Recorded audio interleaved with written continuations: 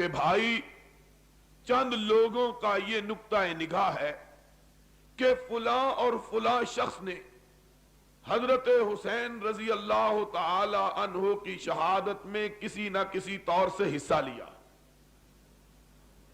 لیکن تعجب بالائے تعجب اور حیرت در حیرت اور افسوس در افسوس کہ ان کا نام تو نہیں لیا جاتا، نام ان کا لیا جاتا ہے جو برسوں پہلے حضرت حسین رضی اللہ تعالی عنہ کی شہادت کے واقعے سے برسوں پہلے اس دنیا ہی سے رخصت ہو چکے تھے، اس دنیا میں بھی موجود نہ تھے۔ حضرت فاروق اعظم رضی اللہ تعالی عنہ 40 برس پہلے، اس واقعے کے 40 برس پہلے اس دنیا سے رخصت ہو چکے تھے۔ حضرت صدیق اکبر رضی اللہ تعالی عنہ 48 برس 49 برس پہلے اس واقعے سے رخصت ہو چکے تھے۔ حضرت عثمان ذی النورین رضی اللہ تعالی عنہ اس کربلا کے واقعے سے 30 سال پہلے اپنے رب کے پاس جا چکے تھے۔ طلحہ، زبیر، عبد الرحمن ابن عوف، ابو عبیدہ ابن جراح، سعد ابن ابی وقاص، خالد ابن ولید، حتیٰ کہ امیر معاویہ رضوان اللہ علیہم اجمعین، وہ بھی جب یہ واقعہ رونما ہوا ہے اس کائنات میں موجود نہیں تھے۔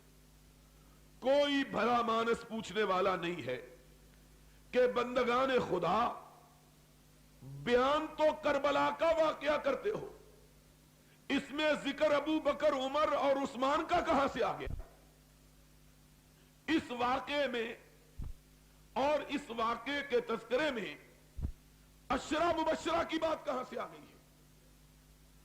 اس واقعے کے بیان میں نبی محترم رسول معظم سرور عالم صلی اللہ علیہ وسلم کے پاک باز صحابہ کی زندگیاں کیوں معرض بحث میں آتی؟ ہمیں کچھ بتلاؤ، کچھ سمجھاؤ کہ بات تو سیدھی سادی ہے کہ سن 60 کو آج ذرا جی سے بات سنو گے تو میں شاید اللہ توفیق دے دے تو بات سناؤں۔ بڑا ہی تھکا ہوا، روزانہ جلسے، طبیعت خراب، دن بھر کی مصروفیت، ہمارا عجب حال ہے۔ رات کو تقریریں نہیں چھوڑتی اور صبح کے وقت جلسے کے لیے طریقے لینے والے نہیں چھوڑتے، اور اگر کسی کو کہہ دو آرام کر رہے ہیں تو ناراض ہو جاتا ہے، کہتا دیکھو جی جب آتے ہیں آرام کر رہے ہوتے ہیں۔ ان کا مطلب یہ ہے کہ شاید ہم لوگ مشینی انسان جس کو ریبوٹ کہتے ہیں وہ ہیں، ہمارے اندر گوشت پوشت کی کوئی چیز نہیں کہ بٹن دباؤ اور وہ چل پڑے، بٹن بند کرو تو بند ہو جائے۔ تو بہرحال تھکاوٹ کے باوجود میں یہ چاہتا ہوں کہ اس علاقے میں اس موضوع پر شاید بڑی مدت ہوئی ہے، اس موضوع پہ گفتگو نہیں ہوئی، آپ کے مولانا نے تو کی ہوگی، لیکن اگر اللہ توفیق دے تو میرا جی چاہتا ہے کہ آج مسئلہ یہ سمجھا کے جاؤں، اس لیے کہ یہ 20-25 دن بلکہ مہینہ بلکہ 40 دن یہ سارے دن یہی واقعات ریڈیو پر بھی، ٹی وی پر بھی، اخبارات میں بھی، اور کہا جاتا ہے، سیانے کہتے ہیں کہ اگر ایک جھوٹ کو 10 مرتبہ آدمی دہرائے تو جھوٹ بولنے والے کو بھی یقین ہو جاتا ہے شاید میں سچی بول رہا ہوں۔ اتنی مرتبہ جھوٹ دہرایا جائے تو جو خود جھوٹ کو تراشتا ہے، خود جھوٹ کو گھڑتا ہے، اسے بھی کبھی کبھی شبہ ہو جاتا ہے کہ کہیں میں سچی تو نہیں بول رہا۔ واقعہ یہی ہے، ہر روز جھوٹ جھوٹ جھوٹ، اور جھوٹ اتنا دہراتے ہیں، اتنا جھوٹ بولتے ہیں کہ آدمی کو حیرت ہوتی ہے کہ نہ سننے والے ٹوکتے ہیں، نہ بیان کرنے والے کو حیا آتی ہے، نہ کوئی عقل کا سوال کرتا ہے کہ چھوڑو دین مذہب کی بات تو چھوڑو، کوئی عقل کی بات ہی بتلا دو کہ عقلی طور پر بھی یہ بات ممکن ہے کہ نہیں ہے۔ کوئی آدمی اس بات کو سوچنے، سمجھنے، ٹوکنے، روکنے، پوچھنے کے لیے تیار نہیں ہوتا۔ ہر روز قصے۔ ابھی مجھے تو خدا نے توفیق ہی نہیں دی ریڈیو سننے کی، اس لیے کہ ریڈیو سننے کا وقت ہی نہیں ملتا. ہم کہاں سنے. اور ایک دن ایک جلسے میں جا رہا تھا تو وہ راستے میں انہی دنوں کی بات ہے, اس نے ڈرائیور نے اور جو جلسہ والے آئے تھے ان کا ساتھی تھا اپنی گاڑی لے کے آئے تو ہم نے ریڈیو لگا دیا کہ, اور میں نے کہا بند کرو. وہ دیکھا تو ایک بڑے عجیب و غریب انداز سے چیخو چلا رہا تھا ایک آدمی. کہنے لگا ذرا سنو صحیح. وہ تقریر کر رہا تھا, کہنے لگا حسین ابن علی آئے میدان میں, تلوار اٹھائی, ادھر یزید کا لشکر, ادھر یزید کا لشکر, ادھر تلوار اٹھائی کشتوں کے پشتے لگ گئے, ادھر تلوار اٹھائی کشتوں کے پشتے لگ گئے, ادھر تلوار اٹھائی لاشوں کا انبار لگ گیا. جدھر دیکھتے ہیں لاشیں ہی لاشیں, اتنی زیادہ لاشیں کہ لاشوں کا پہاڑ بن گیا, پہاڑ اتنی لاشیں. میں پریشان ہو گیا. میں نے کہا مولوی صاحب نے جتنا زور لگا کے بات بیان کیا ایسا معلوم ہوتا ہے کہ 2-4 لاکھ آدمی حضرت حسین نے مار دیے ہیں. تاریخ میں تو یہ بات معلوم ہوتی ہے کہ حضرت حسین کے 72 ساتھی شہید ہوئے اور مخالفوں کے کوئی 12-14 آدمی مارے گئے. یہ اکیلے حضرت حسین نے 1-2-3 لاکھ آدمی مار دیے ہیں. لاشیں کہاں چلی گئی تھی؟ کوئی بندہ پوچھنے والا نہیں ہے, کوئی عقل مند. اور پھر ایک ذاکر تقریر کر رہا تھا, معصوم جا رہا ہے, قافلے کا شہزادہ جا رہا ہے, اور دیکھو یہ ہو رہا ہے. اور میں بڑا حیران ہوا. میں نے کہا اس کی بات سن کے, اور آپ بھی ذرا اپنے دماغ پہ زور ڈال کے دیکھیے کہ آپ کا بھی یہی تصور ہوگا کہ جب ان سے آدمی یہ بات سنتا ہے تو ایسا معلوم ہوتا ہے کوئی 15-16 سال کا نوجوان ہے, بالکل معصوم سا, جس نے زندگی میں کبھی تلوار بھی نہیں اٹھائی. یہ بیچارہ لڑنے کے لیے جا رہا ہے اور وہاں بڑے بڑے بندوں نے اس کو گھیر لیا اور شہید کر دیا ہے. اتنا پتہ نہیں ہے بیان کرنے والے کو کہ اس کی اپنی کتابوں کی روایت کے مطابق حضرت حسین کی عمر اس وقت 59 سال تھی. ایک کم 60 سال, اور ایک کم 60 سال کا بندہ جوان اور بچہ نہیں ہوتا بلکہ بوڑھا ہوتا ہے. اس بابے کی عمر بھی میرا خیال ہے 60 سال ہی ہونی. سفید بال اور بچے, بیویاں, اور جوانی تو بڑی بات ہے. سوچو شعور سے آگے 40 برس کی زندگی کو لوگ کہتے ہیں کہ یہ عمر کی انتہا اور کمالیت کے دن ہوتے ہیں. اور جو 59-60 سال کا آدمی ہو اس کے لیے تو اس طرح کے لفظ بولتے ہوئے بھی آدمی کو حیا آنی چاہیے کہ کیا لفظ ہم بول رہے ہیں. بالکل ایسا معلوم ہوتا ہے جس طرح ایک ننھا منھا سا بچہ جو ہے اس کو لوگوں نے گھیر گھار کے بلا کو خدا کا خوف کرو. 59 سال حضرت حسین کی عمر ہے, 59 برس, 59-60 برس کا ایک بوڑھا انسان. ظاہری بات ہے کہ اب جو بندہ لڑنے کے لیے جاتا ہے 2 ہی کام ہوں گے, یا لڑے گا مارے گا, یا نہیں مارے گا تو شہید ہو جائے گا. اس کا نتیجہ تو یہی ہوتا ہے. لڑنے کے 2 ہی نتیجے نکلتے ہیں, یا آدمی دشمنوں کو ختم کرتا ہے یا لڑتے ہوئے خود شہید ہو جاتا ہے, جان دے دیتا ہے. اب اس میں اتنے بڑے افسانوں, قصوں, کہانیوں کی ضرورت. اور کیا جی کہ پانی آ رہا ہے, پانی منہ میں نہیں جا رہا, بالکل اس طرح جس طرح کہ 1-1.5-2 سال کا بچہ ہو, پانی پلانے کے لیے لوگ آتے ہیں اور کوئی پانی پہنچنے نہیں دیتا. کوئی بات ہے؟ عقل کی بات کرو. حضرت حسین رضی اللہ تعالی عنہ, یہ اس طرح کے قصے, اس سے ان کی, اور پھر کہتے کیا ہیں, شہزادہ گلگوں کبا. وہ کائنات کا امام حسین کا نانا, یہ تو بادشاہتوں اور شہزادگیوں کو مٹانے کے لیے آیا تھا, تم نے محمد کے نواسے کا نام ہی شہزادہ رکھ دیا ہے. کتنے تعجب کی بات ہے. دماغ کے اندر کسرا کی شہنشاہی کی بو پڑی ہوئی ہے, اور جب رسول کے بیٹے کا نام لیتے ہیں تو اس کے لیے بھی وہی لقب استعمال کرتے ہیں کہ جو القاب ان جابروں کے تھے جن کی جابریت اور قہاریت اور فرعونیت کو مٹانے کے لیے اللہ نے محمد الرسول اللہ کو بھیجا تھا صلی اللہ علیہ وسلم. قصہ کیا ہے؟ تو آؤ, آج حقیقی بات یہ ہے کہ لوگوں کو واقعہ کربلا کی حقیقت کا بھی علم نہیں ہے, اور سنیوں کا بھی معلوم نہیں.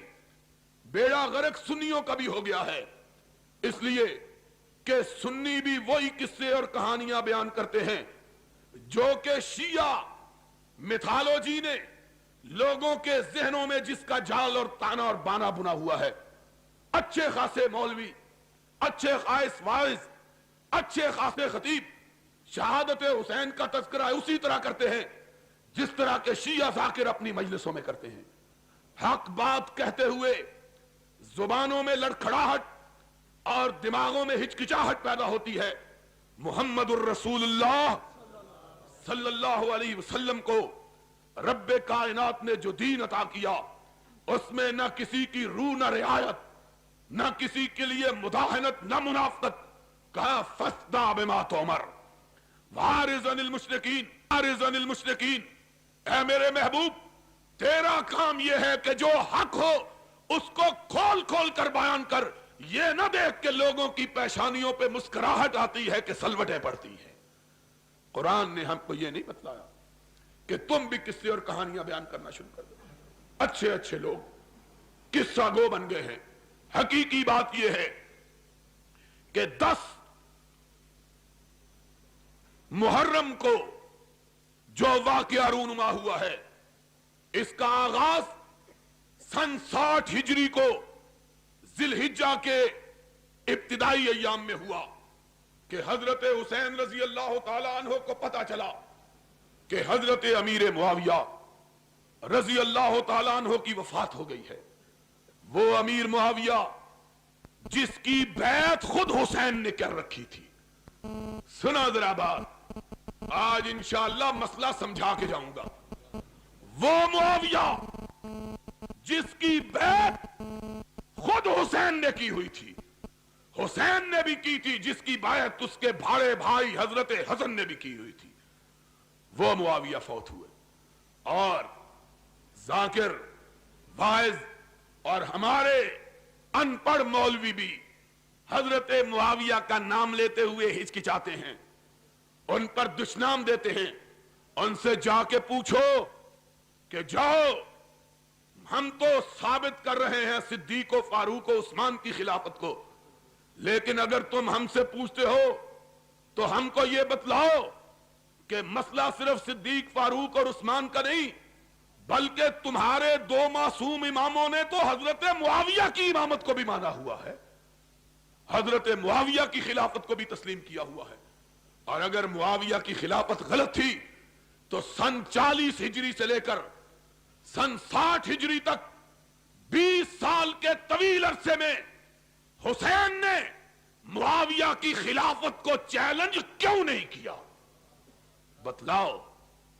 20 سال معاویہ کی خلافت کو جناب حسین نے رضی اللہ تعالی عنہما قبول کیے رکھا، ایک لفظ زبان سے نہیں کہا.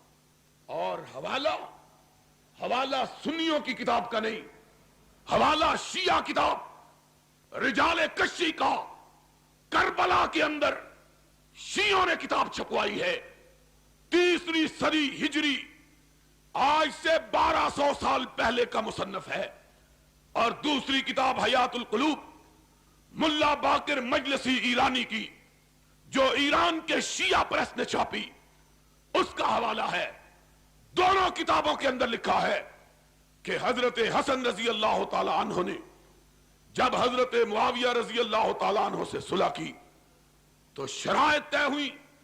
اس کے بعد حضرت معاویہ رضی اللہ تعالی عنہ نے حضرت حسین کی شرائط کو تسلیم کیا، حضرت حسن کی شرائط کو تسلیم کیا. جب شرائط تسلیم ہو گئی، حضرت حسن نے، علی کے بیٹے نے، خلافت سے دستبردار ہو کر اس مسجد کے اندر جس مسجد کو ان کے بابا حضرت علی نے بنوایا تھا، اس مسجد کے اندر اپنے باپ حضرت علی کا منبر رکھوایا اور اس پر حضرت امیر معاویہ کو بٹھایا.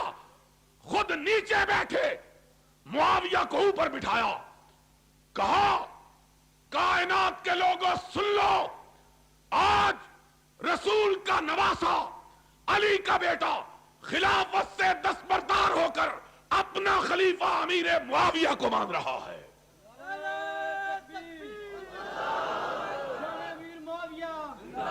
یہ حضرت حسن رضی اللہ تعالیٰ عنہ نے کیا، جاؤ یہ تمہاری دونوں کتابوں کا حوالہ۔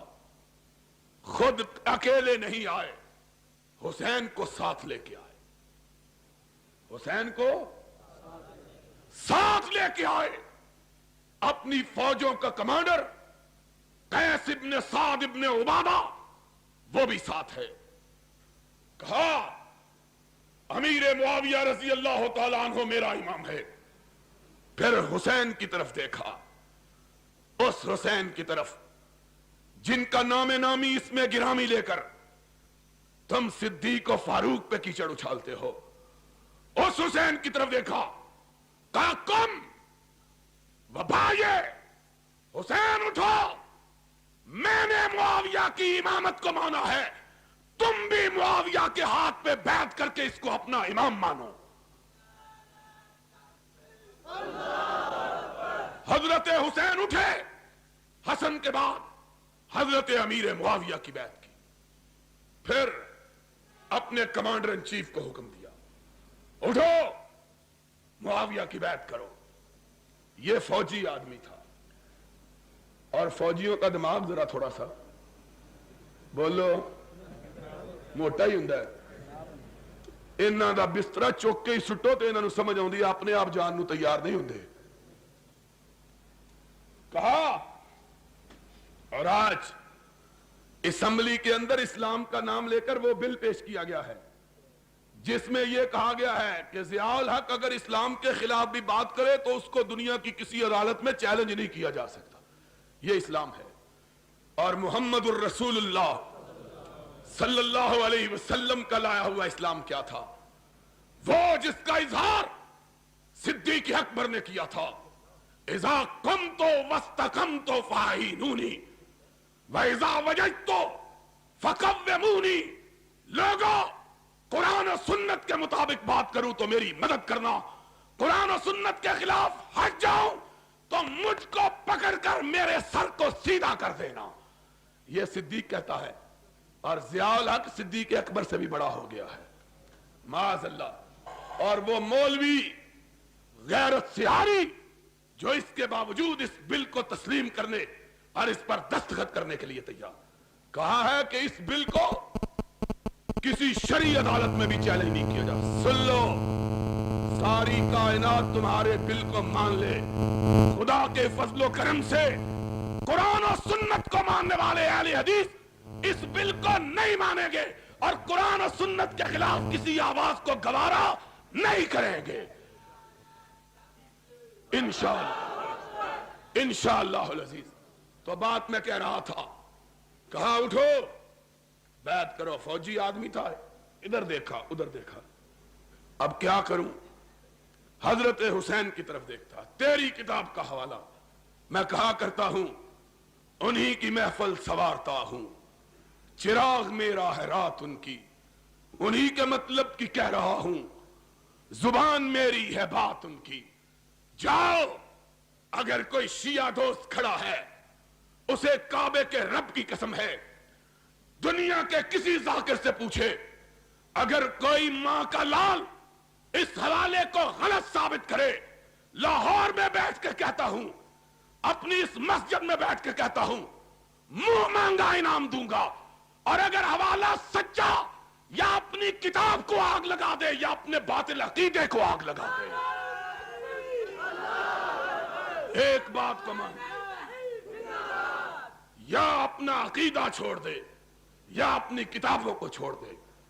تیری کتابوں کے اندر لکھا ہے کہ قیس ابن سعد ابن عبادہ نے حسین کی طرف دیکھا، کیا کروں؟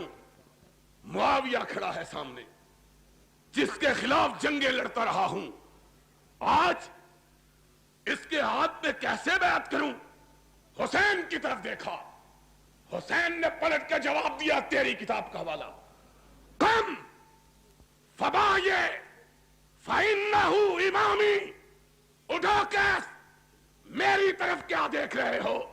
اور جس کے ہاتھ پہ حسن و حسین نے بیعت کی وہ پوری کائنات کا امام ہے، دنیا کا کوئی شخص اس کی امامت کو مانے بغیر رہ سکتا نہیں۔ قم फबाये फ़इन्नहु इमामी, और जिसको तेरे दो मासूम इमामों ने इमाम माना है, तू उसका इनकार करने की जुर्रत कैसे करता है, उनके खिलाफ कैसे बात करता है? या सीधी तरह बात कह कि तुझको उस बात का इल्म है जिसको तेरे इमामों का इल्म नहीं था, और तू या कह कि तू हक पर है और तेरे इमाम हक पर नहीं थे, माज़ अल्लाह। फिर वो अकीदा इस्मत का बाकी रहता। अकीदा इमामत के लिए ये है कि इमाम वो होता है जिससे कोई गलती हो सकती, और उससे इन दो है, एक भी इमाम नहीं। कितने इमाम? एक हसन और दूसरा, दोनों ने बैत की। तो बात ये कह रहा था सन 60 हिजरी में, और बातें बतलाऊं तो फिर सुन लो। आज ताल्लुक का आलम यह था। आज बातें करते हैं मरवान की, अब्दुल मलिक की और हजरत अमीर मुआविया की। जाओ अपनी किताबों को उठा के देखो, 20 साल हजरत मुआविया रजी अल्लाह तआला अन्हु ने हुकूमत की है। कितने साल?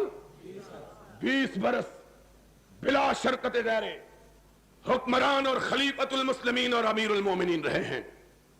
हुसैन भी उनकी रियाया और हसन भी उनकी रियाया। बस रियाया। जा अपनी किताबों को उठा के देख। तेरा मिर्जा अब्बास कुम्मी मुंतहल मकाल में मुल्ला बाकर मजलिसी जलाउल अयून में लिखता है कि जब तक। अस्सलामु अलैकुम वरहमतुल्लाहि वबरकातुहू। ये तकरीर आप दावत कुरान व हदीस चैनल से समाअत फरमा रहे हैं। तमाम अकाबर जय्यद उलमाए अहले हदीस की तकरीरों का वाहिद चैनल दावत कुरान व हदीस, दावत कुरान व हदीस। अस्सलामु अलैकुम वरहमतुल्लाहि वबरकातुहू। और नमाजें अमीर मुआविया के मुकर्रर करदा गवर्नर मदीना मरवान के पीछे पड़ते रहे। हसन भी हुसैन भी नमाजें किसके पीछे पड़ते रहे? अमीर मुआविया के कायम करदा गवर्नर मदीना मरवान के पीछे। आज बातें करते हैं मरवान ऐसा और अमीर मुआविया ऐसा। अगर अमीर मुआविया ऐसा होते तो हसन और हुसैन को अमीर मुआविया से वजीफा लेने की जरूरत न थी, उसको जायज न समझते और उनके खिलाफ जिहाद करते, खुरूज करते, बाहर निकलते, तलवार बेनियाम करते। 20 साल के तवील अरसे में एक दफा, 20 साल के तवील अरसे में एक दफा भी हजरत अमीर मुआविया के खिलाफ जुबान शिकवा को हरकत। एक दफा। आज यहां मसला कुफ्र इस्लाम का बना लिया है। काफिर मुसलमान, तेरे कहने से ना कोई काफिर होता है, ना तेरे कहने से कोई मुसलमान बनता है। कौन काफिर कौन मुसलमान? मेरा अकीदा यह है जिसके हाथ पे हसन हुसैन बैत करे वो कभी काफिर हो सकता? हम मेरा तो तेरे इमामों के बारे में ये अकीदा है, और तेरा अपने इमामों के बारे में अकीदा क्या है कि इमाम और मासूम होते हुए भी उन्होंने काफिरों की बात कर ली थी। कुछ खुदा का खौफ करो। अभी बतलाऊंगा ताल्लुकात। तो बात ये हो रही थी सन 60 हिजरी में हजरत अमीर मुआविया रजी अल्लाह तआला अन्हु का इंतकाल हुआ। 40 बरस 40 हिजरी में हजरत हसन रजी अल्लाह तआला अन्हु उनके हाथ पर बैत करके खिलाफत से दस्तबरदार हुए, और 20 साल हजरत मुआविया ने बिला शरकत गैर हुकूमत की। किसी ने उनकी खिलाफत और इमामत के खिलाफ कभी जुबान शिकवा को हरकत नहीं। 60 में इंतकाल हो गया। हजरत अमीर मुआविया के बाद यजीद को उनकी जगह खलीफा बनाया गया। अब यहां रुक के ये बात भी समझ लो, یار کہتے ہیں یہ بڑا ظلم ہوا ہے. کیا ظلم ہوا ہے؟ کہتے ہیں باپ کے بعد بیٹے کو خلافت مل گئی. ہم نے کہا ہوش سے ذرا مسئلہ سن لینا. آج اللہ کے فضل و کرم سے اس طرح مسئلہ سمجھاؤں گا کہ پہلے کبھی نہ سمجھا ہوگا اور پھر قیامت تک کبھی نہیں بھولے گا انشاءاللہ. یہ بات خلافت باپ کے بعد کس کو مل گئی؟ بیٹے کو.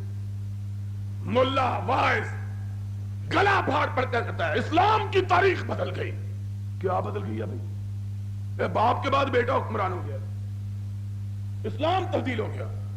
میں کہتا ہوں اگر میں اہل حدیث کا بیٹا, اہل سنت کا فرزند یہ بات کہوں تو شاید اس بات کا کوئی وزن ہو, شاید اس بات کا کوئی وزن ہو.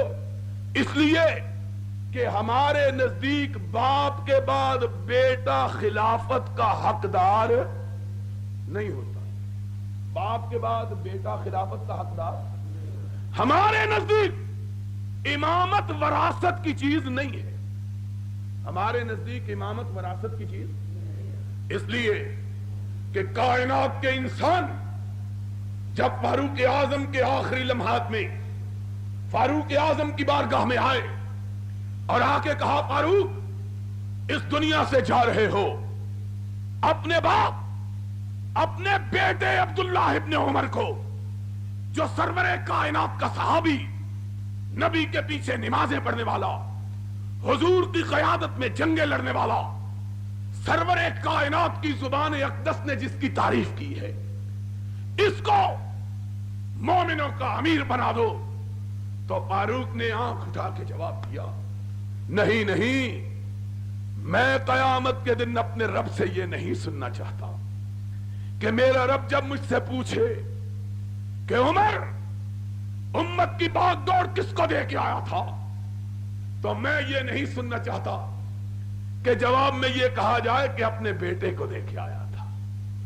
نہیں نہیں, میں کہنا چاہتا ہوں رب کی بارگاہ میں اللہ میں اس کمیٹی کو سونپ آیا تھا جس کمیٹی کے ارکان کو تیرے نبی نے اپنی زبان اقدس سے جنت کی بشارت عطا فرمائی تھی, اپنے بیٹے کو نہیں دینا چاہتا. اور جس نے اصول وضع کیا تھا, سن لو آج اللہ کی رحمت سے یہ مسئلہ بھی, جس نے کنبا پروری خیش پروری کی جڑ کاٹی تھی یہ کہہ کر کہ جب وقت آخر آیا مجوسی نے آپ کی پشت مبارک پہ خنجر کا وار کیا, آپ زخمی ہو کر گرے, موت کی بے ہوشیاں طاری ہوئیں, تو آپ نے اس وقت ان لوگوں کو بلایا جن کو نبی کائنات نے نام لے کے جنت کی بشارت دی تھی.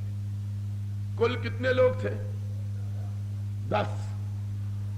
فاروق کے زمانے میں کتنے زندہ تھے؟ 7.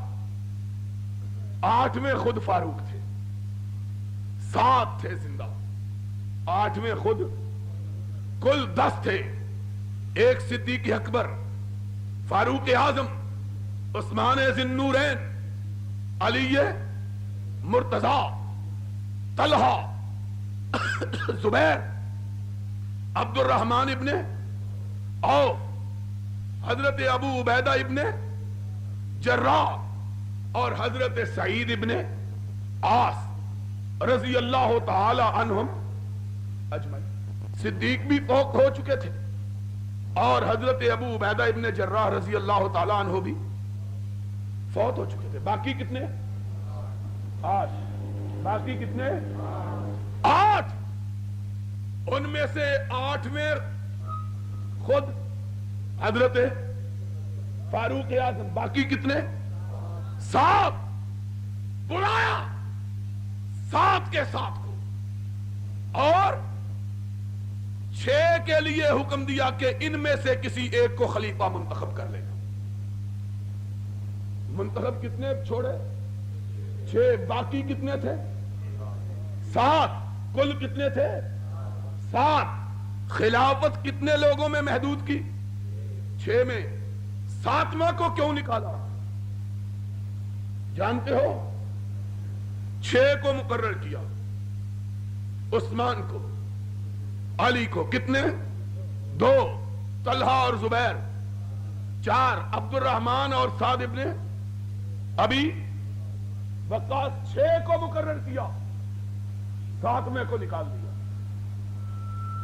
پوچھنے والے نے پوچھا ان 6 کو کیوں مقرر کیا؟ کہا یہ وہ ہیں جن کا نام لے کے نبی نے جنت کی بشارت دی ہے۔ رب پوچھے گا امت کی باغ دور کے لیے کن کو مقرر کیا؟ تو میں کہوں گا اللہ ان کو جن کے نام لے کے تیرے نبی نے جنت کی بشارت دی تھی۔ انہوں نے کہا 7واں بھی تو ہے، آنکھوں میں آنسو آ گئے۔ کہا 7واں بھی ہے، کہا اس کو کیوں نہیں رکھا؟ کہا اس کو اس لیے نہیں رکھا کہ یہ عمر کا بہنوئی ہے، یہ عمر کا بہنوئی ہے، اور میں قیامت کے دن چاہتا ہوں کوئی یہ نہ کہے کہ آتے ہوئے مسلمانوں کے اقتدار کے لیے جو کمیٹی بنائی تھی اس میں اپنے رشتہ دار کو بھی رکھ دیا تھا۔ اتنا احساس کہ اپنے رشتہ دار کو نبی کی زبان اقدس سے جنت کی بشارت پانے کے باوجود خلافت کمیٹی میں رکھنا گوارا۔ ان کو کہتے ہیں خلافت اپنے کنبوں کو دے گی۔ کس کنبے کو دے گی؟ یہ ہمارے نزدیک تو قابل اعتراض ہو تو ہو، تمہیں کیا تکلیف ہے کہ باپ کے بعد بیٹا؟ ان کو یہ بات کہنے کا کیا حق ہے جن کے مذہب کی بنیاد ہی اس بات پر ہے کہ باپ کے بعد بیٹا، بیٹے کے بعد پوتا، پوتے کے بعد پڑپوتا، پڑپوتے کے بعد اس کا بیٹا، اس کے بعد اس کا بیٹا، اس کے بعد اس کا بیٹا، اور جن کی امامت چلتی ہی نسل میں ہے ان کو معاویہ پہ اعتراض کا حق کہاں سے مل گیا ہے؟ جن کے مذہب کی بنیاد وراثت پر ہے وہ اعتراض کیوں کرتے ہیں؟ ان کو کیا حق ہے اعتراض کرنے کا؟ اور مسئلہ سمجھ آیا کہ نہیں آیا؟ جن کے مذہب کی بنیاد ہی نسل پرستی پر ہے، جن کے مذہب کی بنیاد ہی وراثت پہ ہے، وہ امیر معاویہ پر، اور اگر امیر معاویہ کے بعد انہوں نے اپنے بیٹے یزید کو خلافت دے کر کسی غلطی کا ارتکاب کیا تھا تو میں تم سے یہ پوچھتا ہوں، ہم سے نہ پوچھو، تم سے یہ پوچھتا ہوں کہ حضرت علی کے بعد پھر ان کے بیٹے حضرت حسن کو کیسے خلیفہ بنایا گیا؟ اگر یہ بات غلط تھی تو اس کا ارتکاب معاویہ سے 20 برس پہلے حضرت علی نے کیا تھا رضی اللہ تعالی۔ امیر معاویہ نے اپنے بیٹے یزید کو سن 60 میں اپنا ولی عہد نامزد کیا، اور حضرت حسن کو حضرت علی نے سن 40 میں، 20 سال پہلے۔ اگر یہ بات قابل اعتراض تو یہ عجیب بات ہے کہ کسی شاعر نے شاید اسی لیے کہا ہے ای گناہ ہے اس کے در شہر شما نیز گناہ، تمہاری بستی میں ہو تو وہ ثواب اور ہماری بستی میں ہو تو گناہ، معیار ایک ہی رکھو، ہمارے لیے بھی وہی پیمانہ اور اپنے لیے بھی وہی پیمانہ۔ ہم کرتے ہیں اعتراض اس لیے کہ ہمارے نزدیک باپ کے بعد بیٹا خلافت اور امامت کا وارث ہو سکتا، تم کو کیا حق حاصل؟ بہرحال یہ بات سمجھنے کے بعد پھر سنو کہ سن 60 میں امیر معاویہ کا انتقال ہوا۔ سن 60 کے آخر میں یزید کو حکمران بنایا گیا اور اس کی خلافت کی بیعت لی گئی۔ اب کیا ہوا؟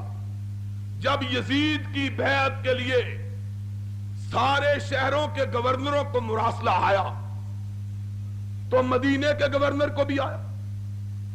اس نے شہر کے جو سربراہ لوگ تھے ان کو یزید کی خلافت کے لیے بلایا ان میں حضرت حسین بھی تھے، حضرت صدیق اکبر کے بیٹے حضرت عبد الرحمن بھی تھے، اور حضرت عمر کے بیٹے حضرت عبداللہ ابن عمر بھی تھے، اور بعض روایات کے مطابق ان میں حضرت زبیر کے بیٹے حضرت عبداللہ ابن زبیر بھی تھے، لیکن صحیح روایت یہ ہے کہ وہ پہلے ہی مدینے سے رخصت ہو چکے تھے۔ چنانچہ ان سے کہا گیا کہ یزید کی بیعت کرو۔ حضرت حسین نے اجازت چاہی، گورنر کو کہا کہ دیکھو ابھی ابھی ہمیں امیر معاویہ کی وفات کی خبر ہوئی، یزید کے حکمران بننے کی اطلاع ہوئی ہے، ابھی ہم کو غور و فکر کی اجازت دو، ہم سوچ سمجھ کے بتلائیں۔ اس نے کہا نہیں، میں مہلت نہیں دے سکتا۔ حضرت حسین نے کہا مجھے صبح تک مہلت چاہیے۔ اس نے صبح تک مہلت دی۔ حضرت حسین رضی اللہ تعالی عنہ نے رات کی تاریکی سے فائدہ اٹھا کر مدینے سے کوچ کر لیا۔ آپ مکہ مکرمہ آپ پہنچے۔ اس زمانے میں اونٹوں پہ لوگ سفر کرتے تھے۔ حضرت حسین کے مکہ مکرمہ میں پہنچنے کی خبر کوفہ کے لوگوں کو ملی، اور جانتے ہو کوفہ کے لوگ کون ہیں؟ کوفہ کے لوگ وہ ہیں جن کے شہر کو حضرت علی نے مدینہ منورہ سے دارالخلافہ منتقل کر کے اس شہر کو دارالخلافہ بنایا تھا۔ پہلے دارالحکومت کون سا شہر تھا؟ مدینۃ النبی۔ حضرت علی نے مدینۃ النبی سے خلافت کو منتقل کیا اور کوفہ کو دارالحکومت قرار دیا۔ اب اس شہر کے بھاگ جاگ اٹھے۔ ظاہری بات ہے کہ جو کیپٹل ہوتا ہے، دارالحکومت ہوتا ہے، اس کی اہمیت بہت زیادہ ہوتی ہے، وہاں کے لوگوں میں خوشحالی آتی ہے۔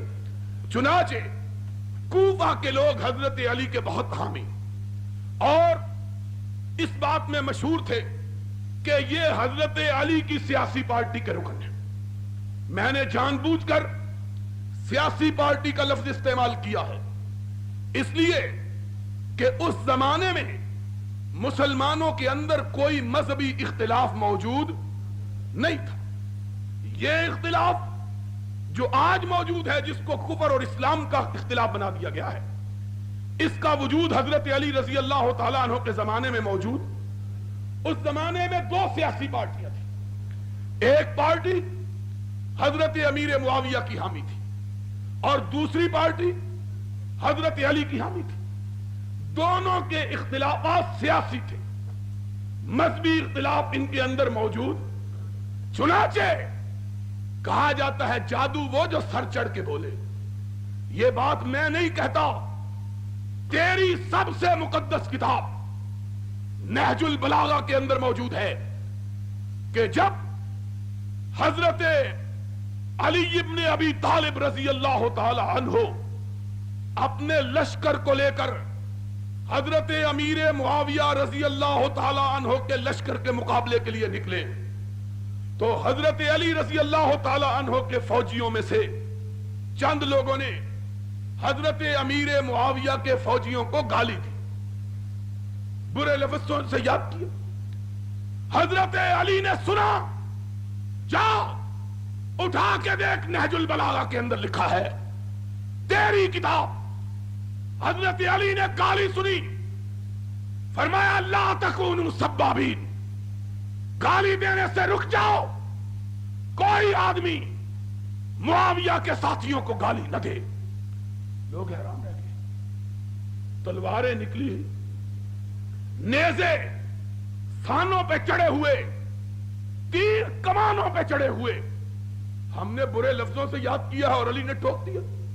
علی نے فرمایا رک جاؤ، کوئی گالی نہ دے، سن لو علی کیا کہتے ہیں، یہ تمہارے امام معصوم اول ہیں، اپنا عقیدہ بیان کرتے ہیں۔ فرمایا لا نستزیدہم بإیمان ولا یستزیدوننا بإیمان۔ اور میرے ساتھیوں سن لو، ہمارے درمیان اور معاویہ کے درمیان کوئی مذہبی اختلاف نہیں، بلکہ میں علی یہ کہتا ہوں کہ میں معاویہ سے اتنا ہی ایمان میں برابر ہوں جتنے کہ عام مسلمان۔ میرے ایمان اور معاویہ کے ایمان میں کوئی فرق نہیں ہے، ہم سب برابر ہیں۔ لا یستزیدوننا بإیمان वला नस्तज़ीदुहुम बिईमान, न उनका ईमान हमारे से कम है, न हमारा ईमान उनसे ज्यादा है। उनका खुदा वही है जो हमारा खुदा है, उनका नबी वही है जो हमारा नबी है, उनकी किताब वही जो हमारी किताब है। इल्ला मख्तलफना फी दमे उस्मान व नहनु मिन्हु बरा, हमारे दरमियान जो इख्तिलाफ पैदा हुआ है वो जनाब उस्मान की शहादत के बारे में। हमने शहादत उस्मान में कोई हिस्सा नहीं लिया। इनको गलत फहमी है कि हमने कातिलों को पनाह दे रखी है, इस गलत फहमी की वजह से हम लड़ने के लिए आए, वगरना हमारे नजदीक कुफ्र और ईमान का कोई इख्तिलाफ मौजूद। ये हजरत अली का सियासी पार्टियां थी, एक ग्रुप के लीडर हजरत अली थे, एक ग्रुप के लीडर हजरत मुआविया थे, दोनों में कुफ्र और ईमान। और यही वजह है कि जब जंगे सिफ़ीन हुई, हजरत अली रजी अल्लाह तआला अन्हु के साथियों की लाशों को इकट्ठा किया गया और हजरत मुआविया की लाशों को भी इकट्ठा किया गया, उनके साथियों की। लोगों ने कहा मुआविया के साथियों की लाशों को उठाओ और गढ़ों में फेंक दो, अपने साथियों की लाशों को उठाओ, इनका जनाजा पढ़ो, इनको कफनाओ, इनको दफनाओ। अली ने जवाब दिया, तेरी किताब का हवाला नहजुल बलागा। फरमाया नहीं, दोनों ईमान में बराबर हैं, दोनों लाशों को रखा जाए।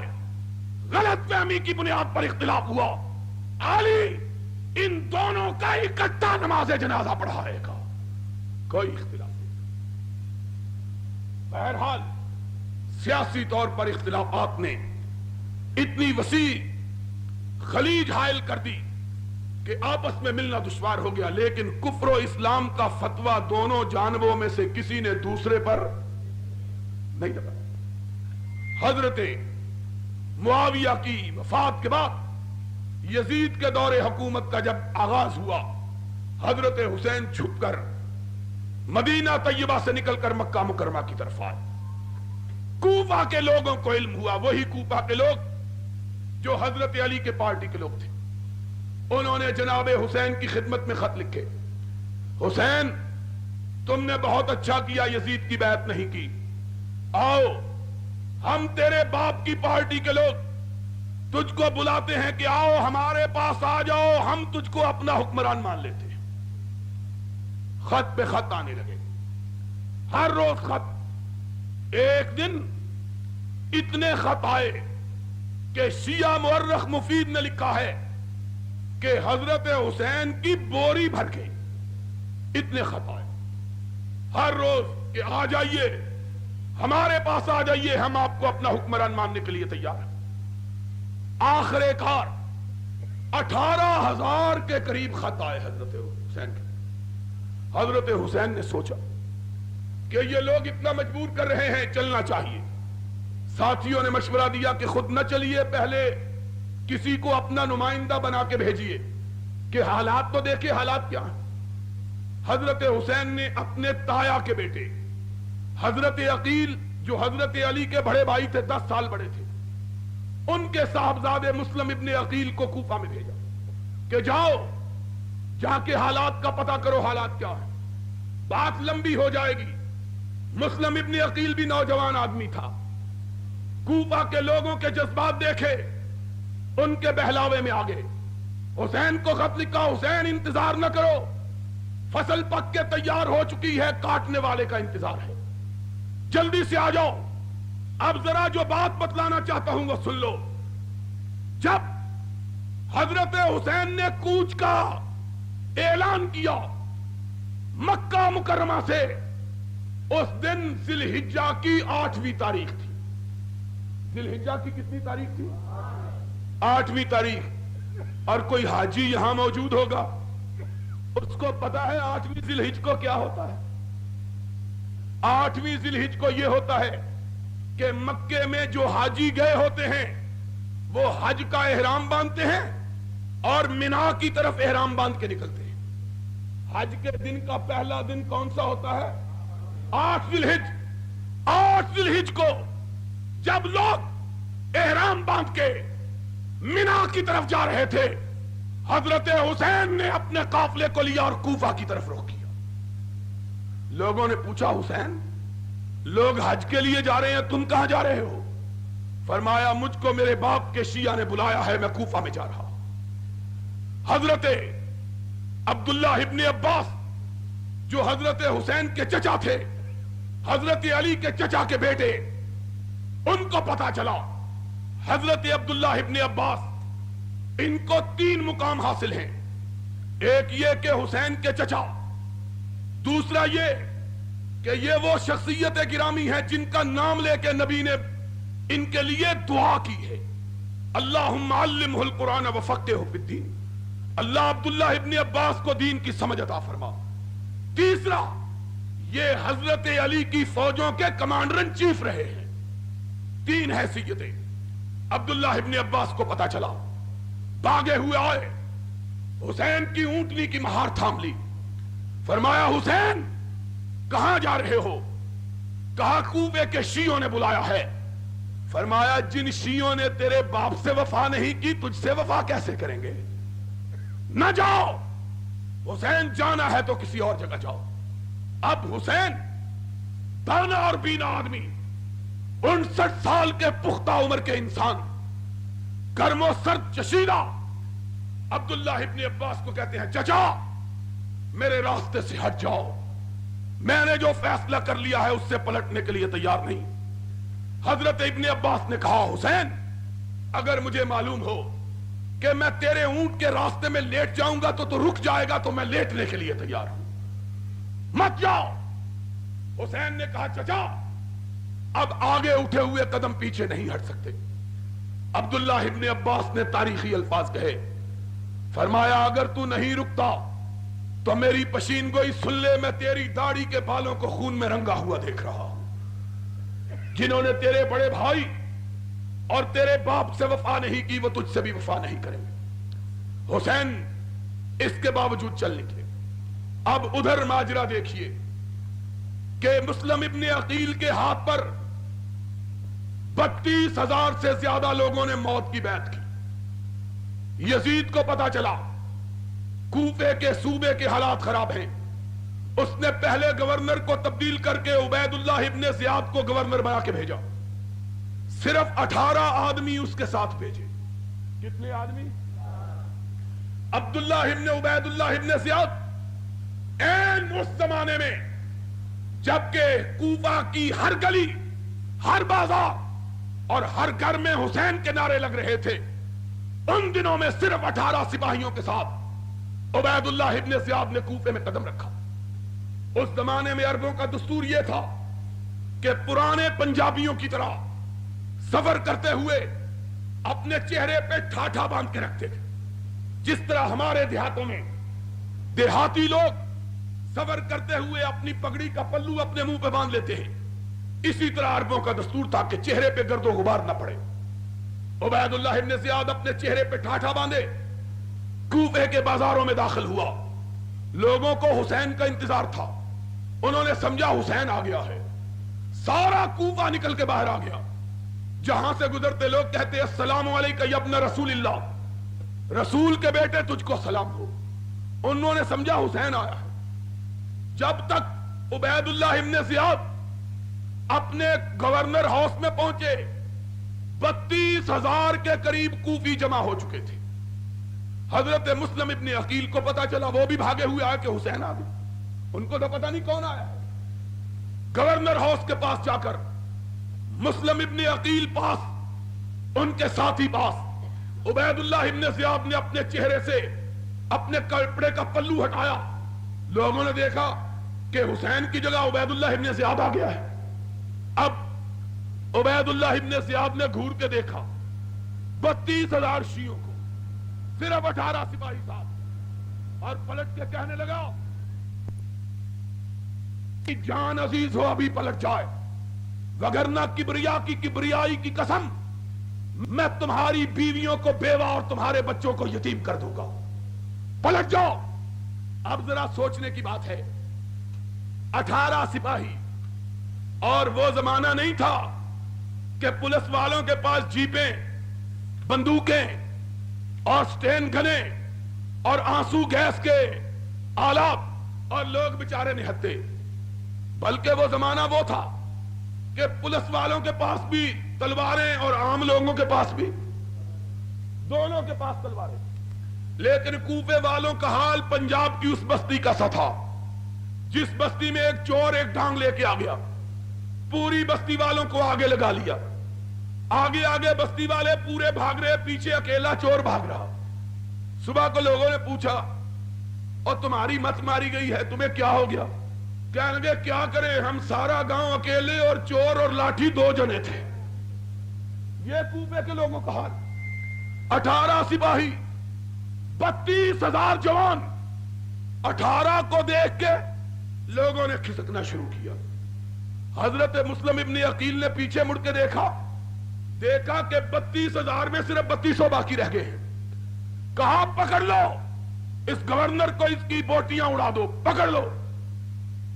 عبید اللہ ابن زیاد نے کہا کسی کی ماں نے بچہ جنا ہو تو آگے بڑھ کے تو دکھائے. یہ کہنے کی دیر تھی کہ عبید اللہ ابن زیاد نے یہ لفظ نکالے. مسلم ابن عقیل نے دیکھا کہ صرف 32 آدمی ساتھ رہ گئے. اب ذرا اور آگے بڑھے, جاؤ الارشاد شیخ مفید کی, اعلام الورا تبرسی کی, الفصول المہمہ ابن سباق کی, کشف الغمہ اربلی کی, تمہاری کتابیں اٹھاؤ. کوئی مقابلہ, کوئی لڑائی نہیں ہوئی. تھوڑی دیر گزری, مسلم ابن عقیل نے دیکھا کہ تنہا تنہا کوفہ کے بازاروں میں کھڑا ہے, کوئی ساتھ باقی نہیں بچا. پردیسی, اجنبی, تنہا, غریب الوطن, کوفے کے راستوں کو بھی نہیں جانتا, پتہ ہی نہیں راستہ کدھر ہے. اب بھاگا, راستہ بھی اس کی تو بالکل یہی مثال ہے کہ میرے جیسا آدمی شاد باغ میں آئے, تم سارے بھاگ جاؤ تو میں کہاں جاؤں گا؟ مجھے تو راستہ بھی نہیں آتا شاد باغ کا, کہاں جاؤں؟ مسلم ابن عقیل کے جائے تو جائے کہاں؟ ادھر بھاگے ادھر بھاگے, آخر ایک گلی میں گھسے, دروازے پہ دستک دی. اس سیاہ نے جس نے موت کی بیعت کی ہوئی تھی, حسین کے بھیا کے چہرے کو دیکھا, اپنے کواڑ بند کر لیے. دوسرے دروازے پہ دستک دی, اس نے دیکھا, پھر کواڑ بند کر لیے. تیسرے چوتھے بھاگتے رہے, پیچھے سپاہی بھاگ رہے ہیں. تعاقب ہو رہا ہے. ایک جگہ پاؤں کو اندھیرے میں ٹھوکر لگی, حسین کا بھائی منہ کے بل گرا, دانت ٹوٹ گئے, منہ سے خون کا فوارہ چھوٹ پڑا. کوئی شیعہ نے علی میں سے خون پوچھنے کے لیے تیار نہیں ہوا. ساری رات مسلم ابن عقیل کوفہ کے بازاروں میں کوفیوں کی بے وفائی کا ذکر کرتے ہوئے گھومتے رہے. کوئی پناہ دینے کے لیے تیار نہ ہوا. پیاس سے نڈھال ایک مکان کے دروازے پہ جا کے گر پڑے. چیخ کی آواز گھر والوں تک پہنچی. ایک بڑھیا اندر سے باہر آئی, دیکھا کہ مسلم ابن عقیل جس کے ہاتھ پہ کل ہزاروں نوجوان موت کی بیعت حسین کے لیے کر رہے تھے, آج زخمی پڑا, پانی پانی چلا رہا ہے, کوئی منہ میں پانی